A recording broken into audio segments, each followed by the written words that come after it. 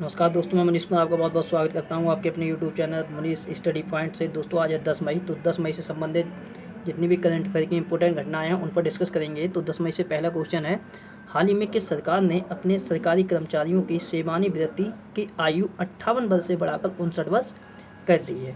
तो 58 वर्ष से रिटायरमेंट की जो आयु थी अब वो 59 वर्ष कर दी है तमिलनाडु राज्य की सरकार ने। तमिलनाडु राज्य की सरकार ने घोषणा की है कि उनके राज्य के जितने भी सरकारी कर्मचारी हैं अब उनकी आयु 58 से बढ़ाकर 59 वर्ष कर दी गई है। हालांकि कुछ समय पहले ही पंजाब ने अपने राज्य के जितने भी कर्मचारी थे उनकी जो रिटायरमेंट की आयु थी अर्थात सेवानिवृत्ति की जो आयु थी वो घटाकर 58 वर्ष कर दी गई थी। लेकिन हम बात कर रहे हैं तमिलनाडु की। तमिलनाडु ने 58 से बढ़ा के कितनी कर दी है, तो 59 वर्ष कर दी है। अगर बात करें तमिलनाडु की, तो तमिलनाडु की राजधानी है चेन्नई, मुख्यमंत्री हैं ई के पलानीस्वामी, राज्यपाल हैं बनवारी लाल पुरोहित, और तमिलनाडु का जो हाईकोर्ट है मद्रास हाईकोर्ट, उसके मुख्य न्यायाधीश अमरेश्वर प्रताप शाही। अगर बात करें तमिलनाडु की, तो तमिलनाडु का अभी एक प्रोडक्ट था जिसके लिए जीआई टैग दिया गया है, उसका नाम है कदलाई मितई। तो कदलाई मितई के लिए, जो कि तमिलनाडु का एक प्रोडक्ट है, इसके लिए जीआई टैग दिया गया है। उसके बाद बात करें तो तमिलनाडु की एक टू व्हीलर कंपनी है जिसका नाम है टीवीएस मोटर्स। इसका मुख्यालय टीवीएस मोटर्स का कहाँ पे है, तो चेन्नई में है। और टीवीएस मोटर्स ने जो ब्रिटिश मोटरसाइकिल ब्रांड है जिसका नाम है नॉर्टन, उसका अधिग्रहण कर दिया है। अगर उसके बाद बात करेंगे तो अभी प्रधानमंत्री किसान कृषि सिंचाई योजना के तहत जो वित्त वर्ष 2019 और 20 में जो सूक्ष्म सिंचाई में सर्वाधिक क्षेत्र कवर करने के मामले में तमिलनाडु शीर्ष पर भी था। वित्त वर्ष 2019 में सबसे ज़्यादा क्षेत्रफल पर इसने सिंचाई की थी। उसके बाद बात करें तो तमिलनाडु में एक आईआईटी है जिसका नाम है आईआईटी मद्रास। तो आईआईटी मद्रास के एक प्रोफेसर हैं जिनका नाम है टी प्रदीप। क्या नाम है, तो इनका नाम है टी प्रदीप, पूरा नाम है थल्पल प्रदीप। और इनके लिए विज्ञान तथा प्रौद्योगिकी की श्रेणी में निक्केई एशिया 2020 के लिए भी सम्मानित किया गया है। तो ये चीज़ ध्यान रख के चलना, ये आईआईटी मद्रास के प्रोफेसर हैं। अगर हम आईआईटी मद्रास से ही बात करें तो आईआईटी मद्रास के द्वारा ही कैरियर बैक टू वुमेन नामक कार्यक्रम का भी पहल की भी शुरुआत की थी। किसने, तो आईआईटी मद्रास ने। और उसके बाद आईआईटी मद्रास ग्लोबल हाइपरलूम जो पॉड स्पर्धा होगी उसकी भी मेजबानी कौन करेगा, तो आईआईटी मद्रास ही करेगा। और आईआईटी मद्रास ने आर्टिफिशियल इंटेलिजेंस संचालित ड्रोन का भी निर्माण किया है। उसके बाद बात करें तो अंतर्राष्ट्रीय केला सम्मेलन 2020 का जो आयोजन किया गया था वो तमिलनाडु का एक जगह पड़ती है तिरुचिरापल्ली, वहाँ पर इसका आयोजन किया गया था। उसके बाद बात करें तो पोषण अभियान के प्रतिभागियों की सूची में जो शीर्ष स्थान मिला है वो तमिलनाडु राज्य के लिए ही मिला है। उसके बाद तमिलनाडु में एक जगह पड़ती है कोयम्बटूर। तो कोयम्बटूर से ही मोदी किचन की भी शुरुआत की गई थी। और तमिलनाडु राज्य सरकार ने भी घोषणा की है कि तमिलनाडु का एक 38वां जिला बनाया जाएगा और उस जिले का नाम है मयिलादुथुराई। ये तमिलनाडु का 38वां जिला होगा। उसके बाद बात करें तो सड़क सुरक्षा के मामले में सबसे प्रदर्शन का पुरस्कार भी किसने जीता है, तो ये तमिलनाडु ने जीता है। उसके बाद बात करें तो अभी तमिलनाडु में जो सीनियर राष्ट्रीय वॉलीबॉल चैंपियनशिप हुई थी, तमिलनाडु राज्य में नहीं हुई थी, मतलब कि इसका आयोजन किया गया था, सीनियर राष्ट्रीय वॉलीबॉल चैंपियनशिप का आयोजन किया गया था भुवनेश्वर उड़ीसा में। और उसमें जो पुरुष वर्ग की टीम की जो विजेता रही थी वो रही थी तमिलनाडु की टीम, और महिला वर्ग की जो विजेता रही थी वो रही थी केरल की टीम। बात करते हैं क्वेश्चन नंबर सेकंड की। तो सेकंड क्वेश्चन है, हाल ही में सभी जिलों में वेंटिलेटर बेड की सुविधा देने वाला पहला राज्य कौन बना है, तो ये बना है उत्तर प्रदेश। उत्तर प्रदेश ऐसा पहला राज्य बन गया है जिसके द्वारा अपने राज्य के जितने भी समस्त जिले हैं उन जिलों में वेंटिलेटर बेड की सुविधा दी है। और उत्तर प्रदेश में कितने जिले हैं, तो 75 जिले हैं। और इन 75 जिलों में जो हॉस्पिटल हैं उन सभी हॉस्पिटल में वेंटिलेटर बेड की सुविधा प्रदान की गई है। और ऐसा करने वाला उत्तर प्रदेश पहला राज्य भी बना है। अगर बात करें उत्तर प्रदेश की, तो उत्तर प्रदेश की राजधानी है लखनऊ, मुख्यमंत्री हैं योगी आदित्यनाथ, राज्यपाल हैं आनंदीबेन पटेल, और उत्तर प्रदेश का जो हाईकोर्ट है उसके मुख्य न्यायाधीश हैं गोविंद माथुर। अच्छा, उत्तर प्रदेश सरकार ने एक पोर्टल भी लॉन्च किया है, तो इसलिए मैंने इसी क्वेश्चन में लिखा है, तो जो भी व्यक्ति उत्तर प्रदेश राज्य के हैं और वो अन्य राज्य में फंसे हुए हैं तो उन्हीं लोगों के लिए एक जन सुनवाई के लिए एक पोर्टल लॉन्च किया है जिसका नाम है jansunwai.up.nic.in। तो इस पोर्टल के माध्यम से जो भी व्यक्ति उत्तर प्रदेश के नागरिक हैं और वो बाहर किसी राज्य में फंस गए हैं लॉकडाउन के चलते हुए, तो इस पोर्टल पे वो अपनी समस्त जानकारी समस्त जानकारी दे सकते हैं और उसी जानकारी के आधार पर उन्हें उत्तर प्रदेश की राज्य सरकार वापस अपने प्रदेश में लाएगी, मतलब कि उत्तर प्रदेश में लाएगी। तो यही है जिसका नाम है जन सुनवाई पोर्टल और जन sunbai.up.nic.in। ये इस पोर्टल है ये। अगर बात करें उत्तर प्रदेश की, तो वे पूल परीक्षण करने वाला देश का पहला राज्य कौन बना है, तो ये उत्तर प्रदेश बना है। उसके बाद जियो टैक कम्युनिटी किचन स्थापित करने वाला पहला राज्य भी कौन बना है, तो ये उत्तर प्रदेश ही बना है। उसके बाद बात करें तो प्लाज्मा थेरेपी शुरू करने वाला पहला सरकारी अस्पताल कहाँ का है, तो वो उत्तर प्रदेश का है। उत्तर प्रदेश का उस सरकारी अस्पताल का नाम है किंग जॉर्ज मेडिकल यूनिवर्सिटी, ये लखनऊ में पड़ता है। उसके बाद बात करें तो अभी जो कोविड-19 कंट्रोल सिस्टम है, मतलब कि कोविड-19 कंट्रोल जो सेंटर है उसकी भी स्थापना कहाँ की गई है, तो उसकी स्थापना ग्रेटर नोएडा में की गई है। और किस कंपनी के माध्यम से, तो HCL कंपनी ने उसकी स्थापना की है। उसके बाद कोविड-19 के लिए पूल परीक्षण करने वाला पहला राज्य भी कौन बना है, तो ये उत्तर प्रदेश ही बना है। उसके बाद उत्तर प्रदेश सरकार ने अभी प्रधानमंत्री गरीब कल्याण योजना के तहत एक रिकॉर्ड भी कायम किया है, और जिसके तहत एक दिन में उत्तर प्रदेश की सरकार ने 3 करोड़ से ज़्यादा परिवार के लिए 1.5 लाख टन चावल का वितरण भी किया है। उसके बाद बात करेंगे तो अभी नोएडा में कोविड-19 कंट्रोल सिस्टम स्थापित किया गया HCL टेक्नोलॉजी लिमिटेड के द्वारा।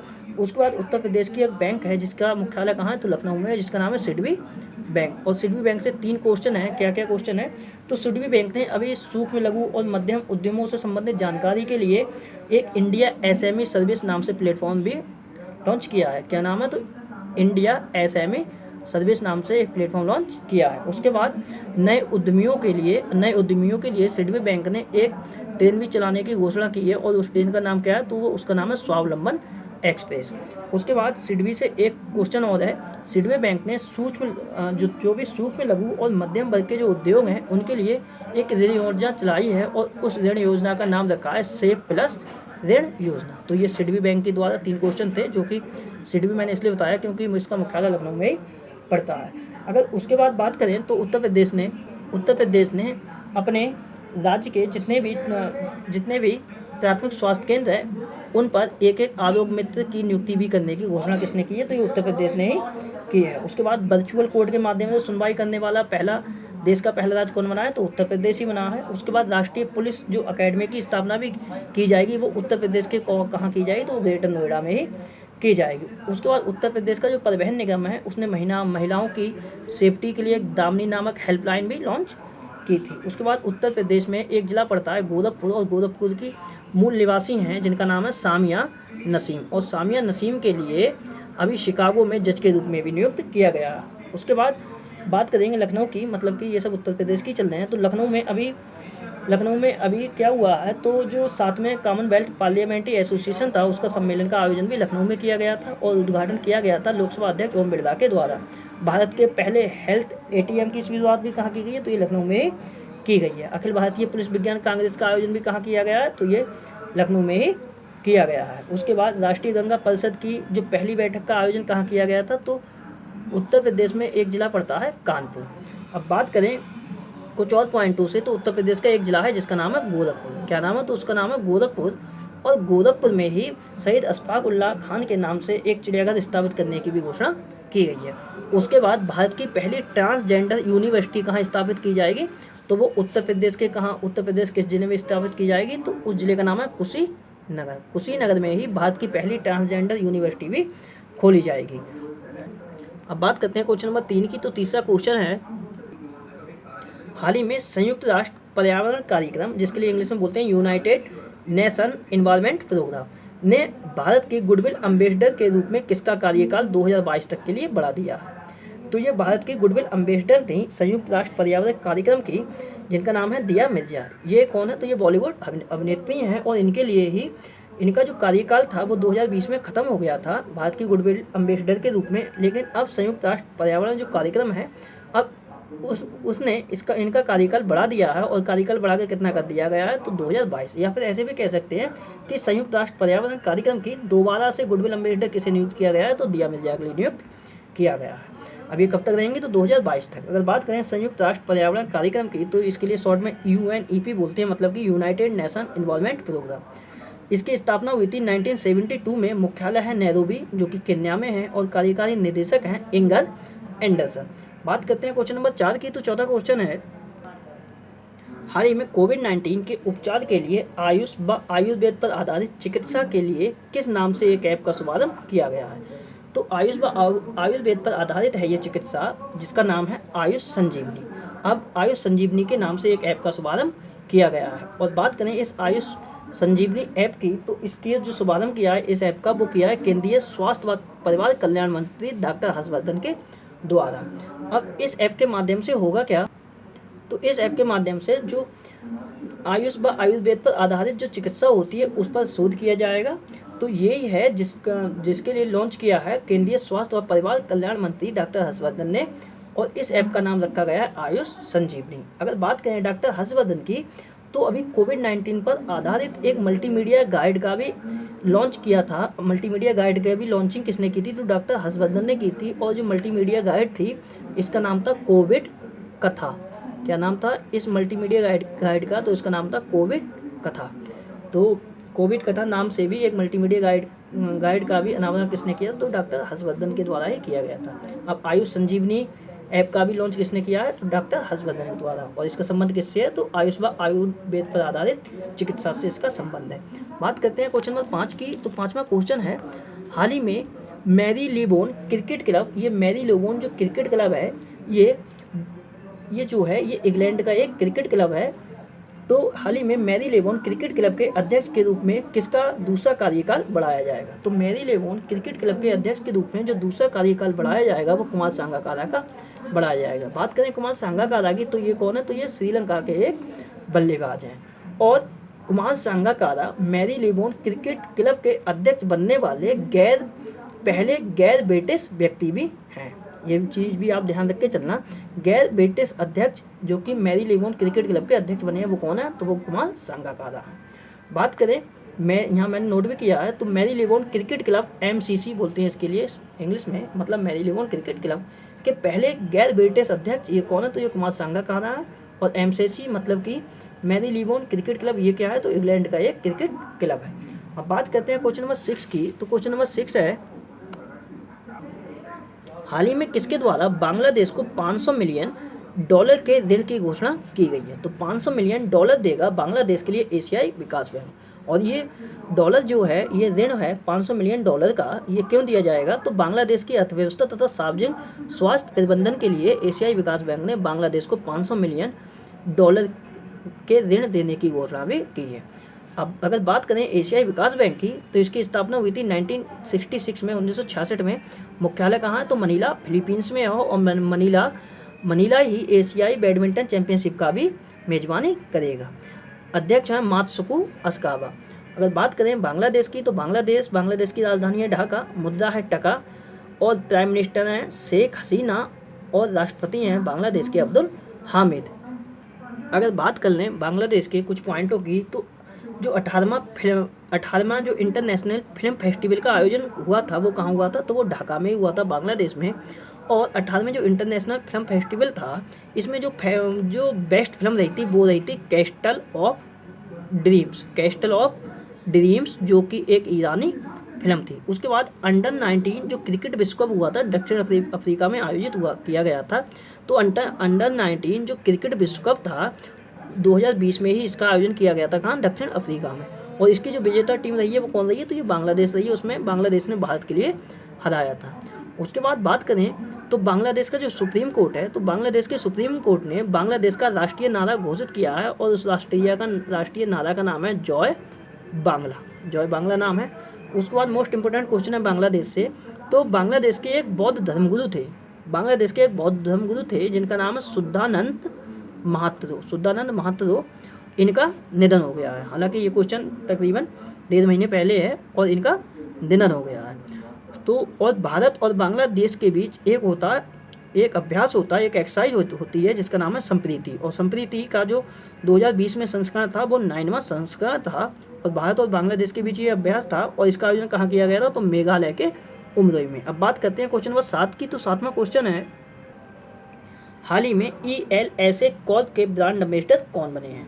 तो ELSA या फिर एल्सा कॉर्प के जो ब्रांड एम्बेसडर बने हैं वो हैं अजिंक्य रहाणे। और अजिंक्य रहाणे ये कौन है, तो भारतीय क्रिकेट टीम के सदस्य हैं, मतलब कि भारतीय क्रिकेटर हैं। बात करें अगर ELSA जो कॉर्प है ये क्या है, तो ये इंग्लिश सिखाने वाला एक ऐप है, इंग्लिश सिखाने वाला ऐप है जिसका नाम है ELSA कॉर्प। और इसी के ब्रांड एम्बेसडर बनाए गए हैं अजिंक्य रहाणे जो कि भारतीय क्रिकेटर हैं। बात कर लें कुछ अन्य ब्रांड एम्बेसडरों की जिनकी नियुक्ति हाल फिलहाल में की गई है, तो एक नियुक्ति हुई थी महेंद्र सिंह धोनी की, MS धोनी की। ये पोकर स्टार के ब्रांड एम्बेसडर बने थे। और पोकर स्टार क्या होता है, तो ये एक ऑनलाइन प्लेइंग गेम है जो कि ताश जैसा गेम होता है, ताश के पत्तों वाला गेम है। उसके बाद रोहित शर्मा ये क्रिक किंगडम के ब्रांड एम्बेसडर बने थे, यहाँ BA का मतलब ब्रांड एम्बेसडर है। और ऋषभ पंत कुछ समय पहले ही JSW स्टील के ब्रांड एम्बेसडर बनाए गए थे। शार्दुल ठाकुर बनाए गए थे टाटा पावर के ब्रांड एम्बेसडर। प्यूमा की ब्रांड एम्बेसडर बनाई गई थी करीना कपूर। और अमिताभ बच्चन बनाए गए थे IDFC फर्स्ट बैंक के पहले ब्रांड एम्बेसडर। उसके बाद सैफाली वर्मा भी बनाई गई थी। सैफाली वर्मा ये महिला क्रिकेटर हैं। सैफाली वर्मा के लिए किसका ब्रांड एम्बेसडर बनाया था, तो ये पेप्सिको का ब्रांड एम्बेसडर बनाया गया था सैफाली वर्मा के लिए। अब बात करते हैं क्वेश्चन नंबर 8 की। तो 8वां क्वेश्चन है, हाल ही में विश्व रेड क्रॉस दिवस कब मनाया गया। तो ये विश्व रेड क्रॉस दिवस हर वर्ष मनाया जाता है 8 मई के लिए। कब मनाया गया, तो 8 मई के लिए मनाया गया है। और विश्व रेड क्रॉस दिवस 8 मई के लिए क्यों मनाया जाता है, तो रेड क्रॉस के जो संस्थापक थे जिनका नाम था हेनरी ड्यूरांट, तो इन्हीं का जन्मदिन है।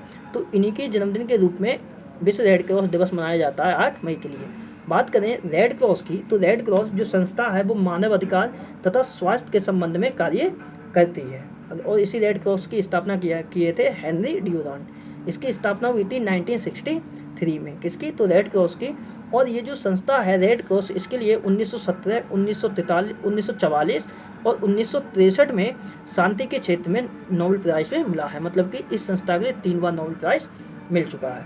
अब बात करते हैं 8 मई के लिए एक दिवस और भी मनाया गया है जिसका नाम है विश्व थैलेसीमिया दिवस। और ये थैलेसीमिया क्या होता है, तो थैलेसीमिया एक रोग होता है और इस रोग में जो रक्त कोशिकाओं में जो हीमोग्लोबिन होता है उसकी कमी हो जाती है।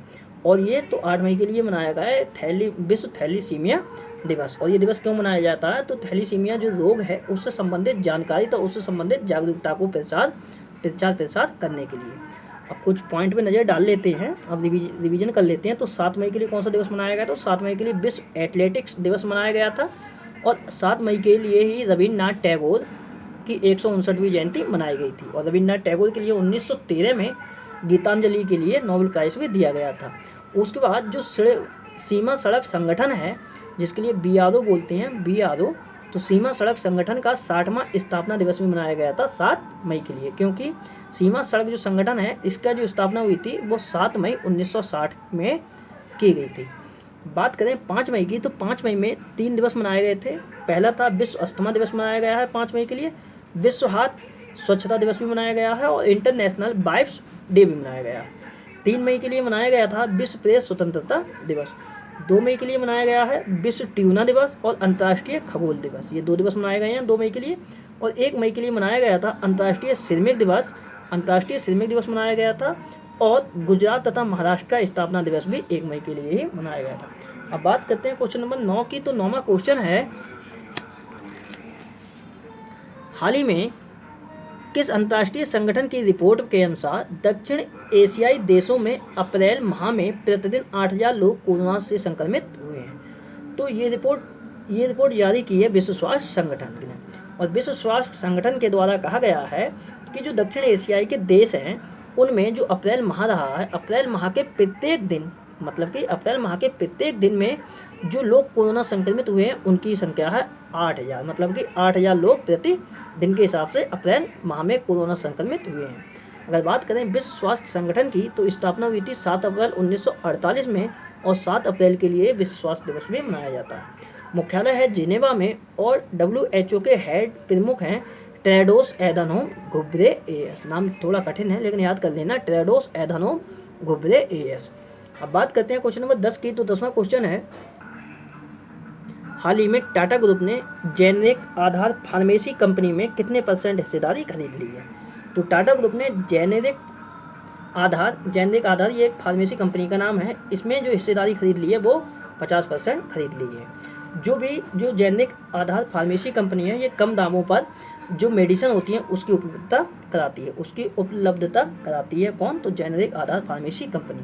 अगर बात करें जेनेरिक आधार फार्मेसी कंपनी की तो इसके CEO और संस्थापक हैं अर्जुन देश पांडे और इन्होंने 16 वर्ष की ही अवस्था में ये फार्मेसी कंपनी की स्थापना की थी, अर्जुन देश पांडे ने। बात करते हैं क्वेश्चन नंबर 11 की। तो 11वां क्वेश्चन है,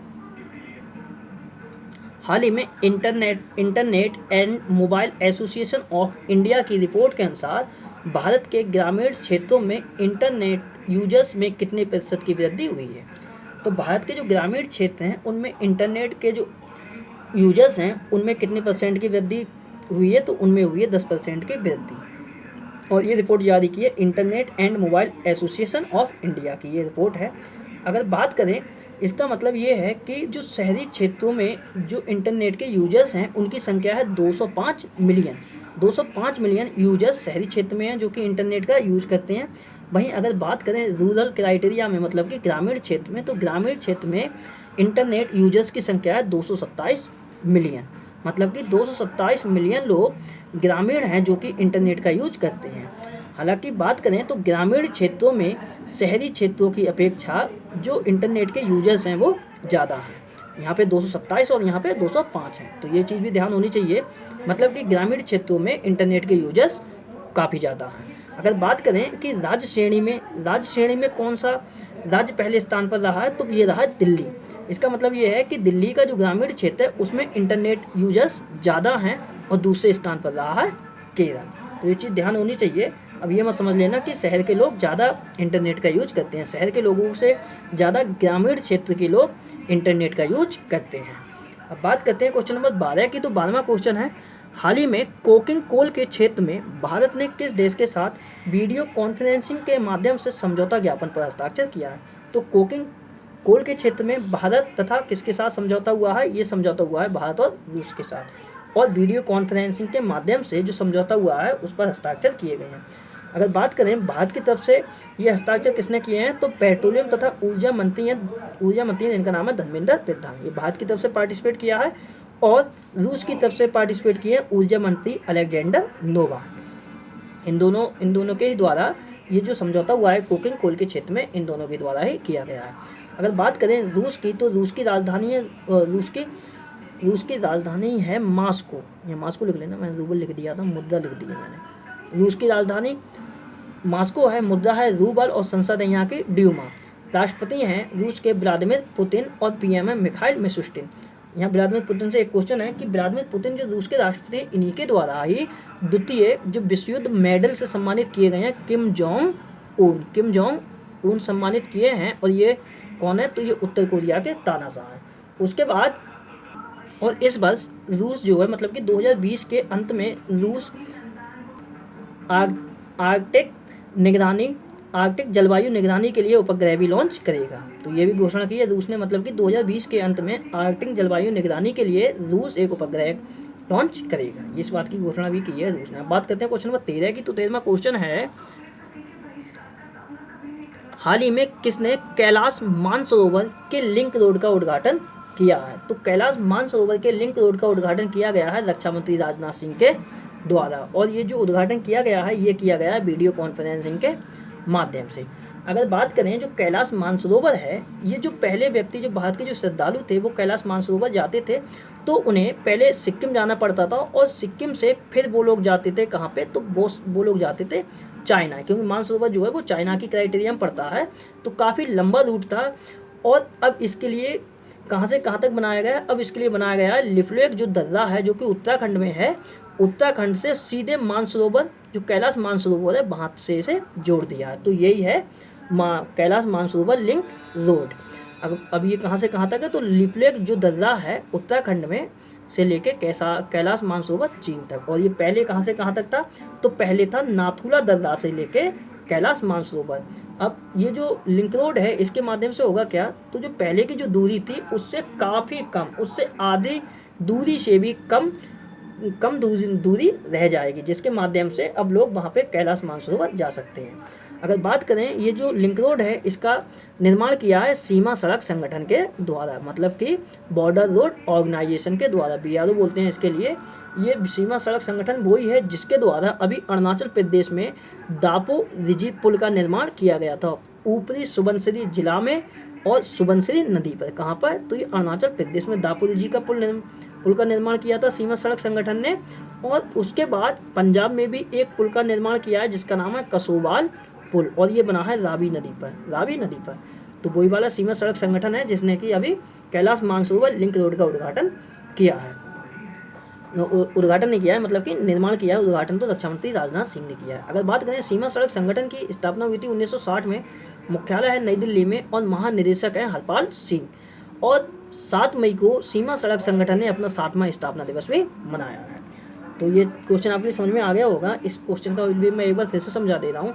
मतलब कि जो पहले कैलाश मानसरोवर तक पहुँचने के लिए जो लिंक रोड था वो था सिक्किम से। सिक्किम में एक दर्रा पड़ता है नाथुला दर्रा, तो नाथुला दर्रा से एक रोड जाता था, उसी के माध्यम से जाते थे कहाँ पे? तो कैलाश मानसरोवर। अब वो हटा के क्या कर दिया है, तो अभी जो उत्तराखंड में लिपुलेख दर्रा है तो उससे सीधे जोड़ दिया गया है कैलाश मानसरोवर के लिए, जिससे आधे से भी कम दूरी रह गई है अभी।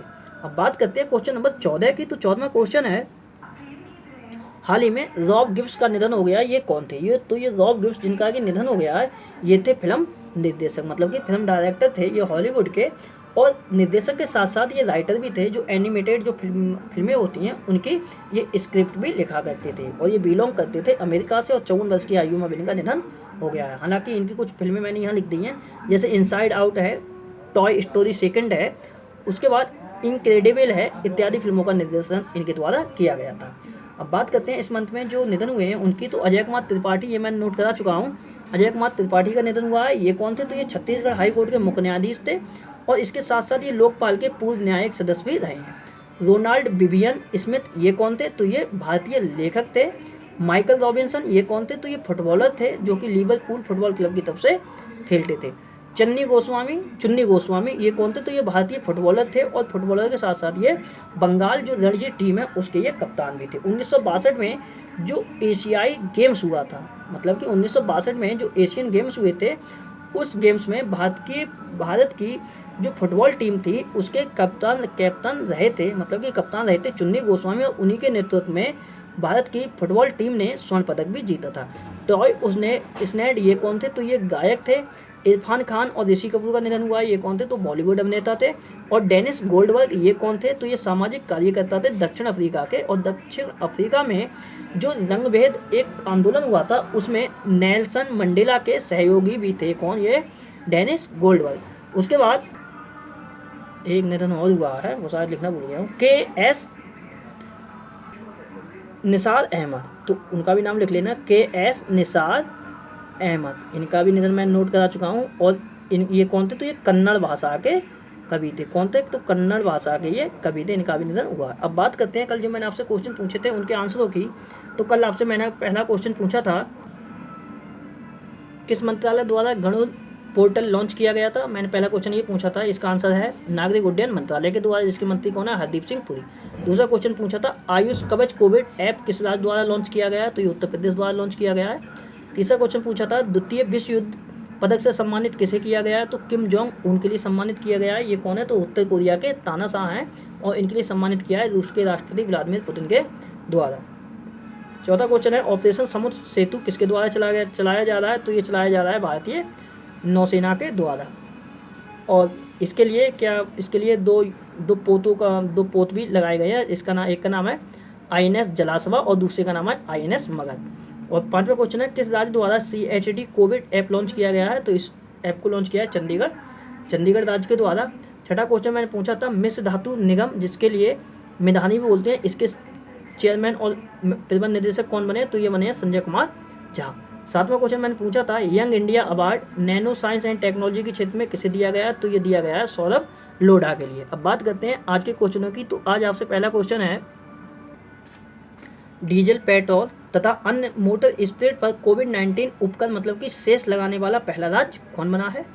दूसरा क्वेश्चन बताना है, जर्मनी ने लेबनान की किस पार्टी को आतंकवादी संगठन घोषित किया है? तीसरा क्वेश्चन बताना है इराक के नए प्रधानमंत्री कौन नियुक्त हुए हैं। चौथा क्वेश्चन बताना है Vijyant at Kargil the life of a Kargil hero पुस्तक के लेखक कौन है। पांचवा क्वेश्चन बताना है Shivaji in South Block the unwritten history of a proud people पुस्तक के लेखक कौन है। छठा क्वेश्चन बताना है किस राज्य द्वारा योगा योग योजना लॉन्च की गई है।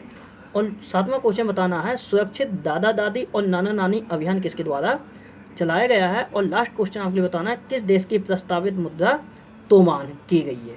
तो दोस्तों ये थी आज से संबंधित सारी करंट अफेयर की घटनाएं जो कि मैंने आपके लिए डिटेल में डिस्कस कर दी। दोस्तों अगर मेरे द्वारा बनाई हुई वीडियो आपके लिए पसंद आती है तो मेरे चैनल मुनीस स्टडी पॉइंट के लिए लाइक करें, शेयर करें, सब्सक्राइब करें। वीडियो देखने के लिए बहुत बहुत धन्यवाद। आपका दिन शुभ हो।